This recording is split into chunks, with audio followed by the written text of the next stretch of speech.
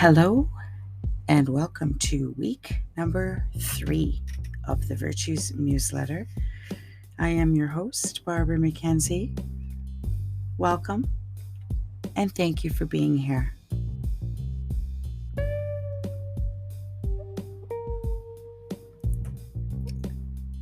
I want to share some love and appreciation for all the subscribers and hope that you're enjoying the information. Thanks for the messages and the sentiments and all of the likes and downloads. It really means a lot to me. I hope it means a lot to you as well.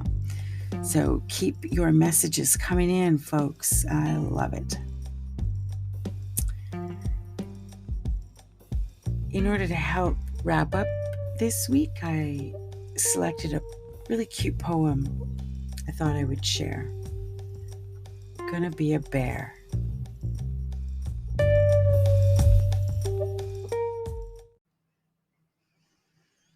In this life, I'm a woman. In my next life, I'd like to come back as a bear. When you're a bear, you get to hibernate. You do nothing but sleep for 6 months. I could deal with that.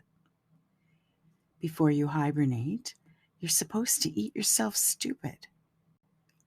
I could deal with that too. When you're a girl bear, you birth your children, who are the size of walnuts, while you're sleeping, and wake to partially grown, cute, cuddly cubs. I could definitely deal with that. If you're a mama bear, everyone knows you mean business. You swat anyone who bothers your cubs. If your cubs get out of line, you swat them too. I could deal with that. If you're a bear, your mate expects you to wake up growling.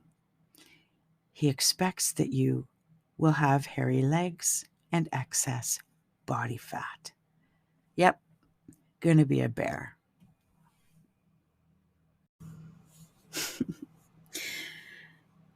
Well, I'm not here to expound the virtues of the poet or the meaning behind some of what this suggests about parenting.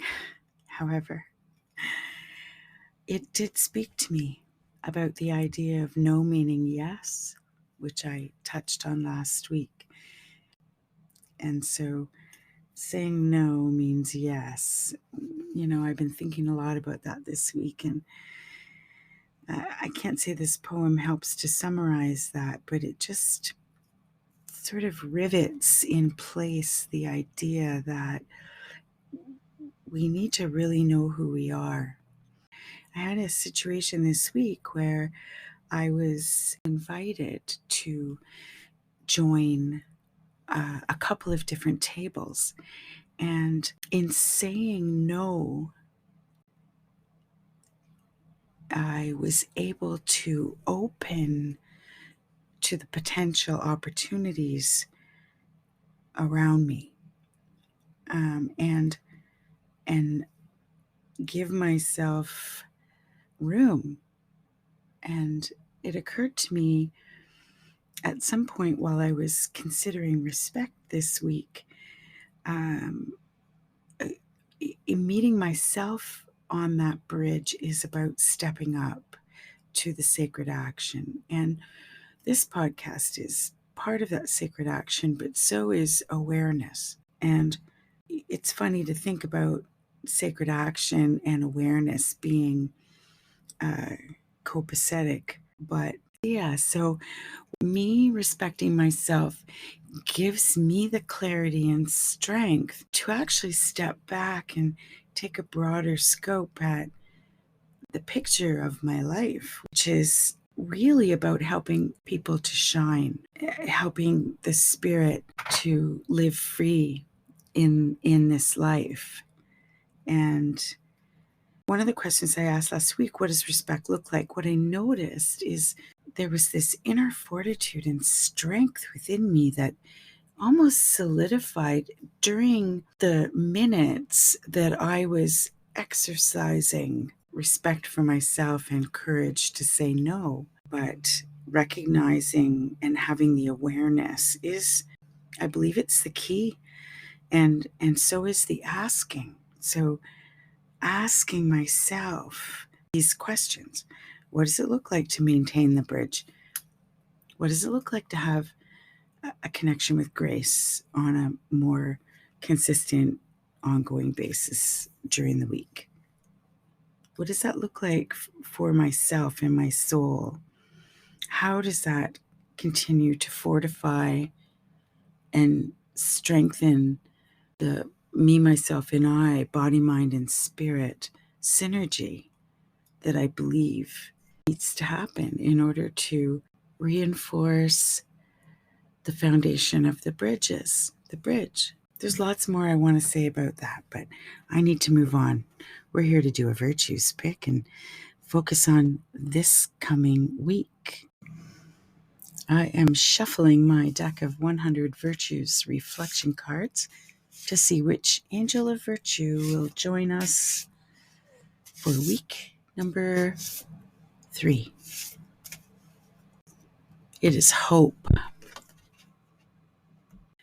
Hope is looking to the future with trust and faith. It is optimism in the face of adversity. Without hope, we lose our will to live fully. Hope gives us the courage to keep moving forward. It can be elusive when we have suffered often, yet it is the light that can redeem our dreams. With hope, we know we are not alone. There is always help when we are willing to ask. There are gifts to be gleaned from all that happens. With hope, we find the confidence to try and try again.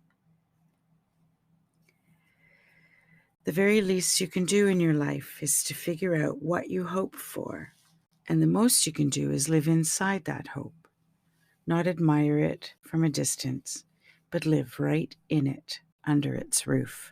The quote is by Barbara Kingsolver. The practice of hope.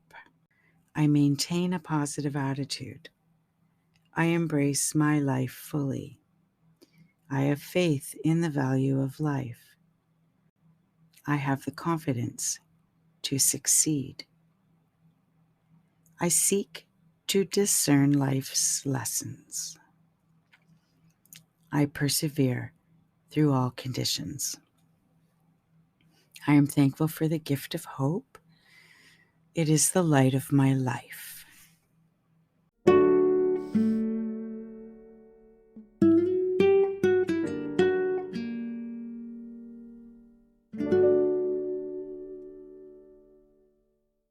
Of course, the first thing that jumps out at me is the image, which is like a landscape with mountains, very dark, with a rainbow. And the rainbow has always been very meaningful for me.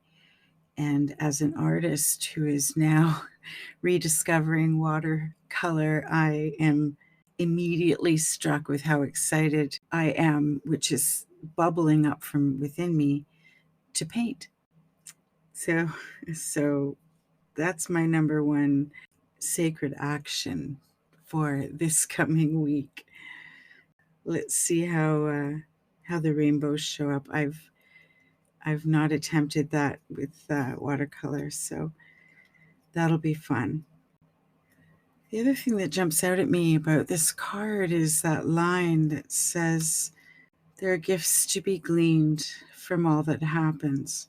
And I know this to be true for myself, but I also know this to be very controversial. And everything that happens in our life is part of the compass, is part of the navigation system that leads us step by step. Back in the early 90s, I adopted this phrase, which was trust the process. And the meaning of that is that it doesn't matter the chaos that I'm in at this moment. in 6 months from now, I'll have been through it and I'll be reflecting back on it. So I can either worry right now and fret and spiral, or I can trust. Hope speaks to that confidence for trying and trying again, and for being aware that life's lessons are in, the good times and the bad. The very least you can do in your life is to figure out what you hope for. And the most you can do is live inside that hope. Not admire it from the far, but live right in it under its roof. Light has always been an element in my life that I have paid attention to and been engaged with. I'll just tell you a quick little story before I end. When I was a little girl, I lived in a small town. We had a farm that fronted onto the main road and backed onto our fields. And I used to lay in the barnyard and talk to the moon and listen to the stars. And the adults in my life used to mock me. So I learned not to repeat that, but I didn't discontinue. And I've maintained a relationship with light all my life. And there's this sensation that happens, and there's a pulling. There's a pulling from my solar plex area, kind of just above my belly button. Sometimes it is coming from a different place, but there's a pulling toward the sun. And I've always equated it to what I learned about osmosis and photosynthesis, that I am part of this world's photosynthetic synergy. So I'll have more to say about the light in my life next week as I muse. Thanks once again for taking time with me this week for the Virtues Museletter. I hope some of my reflections will help you maintain more integrated relationships within yourself. And I trust you'll tune back in with me next Monday. Have a wonderful week.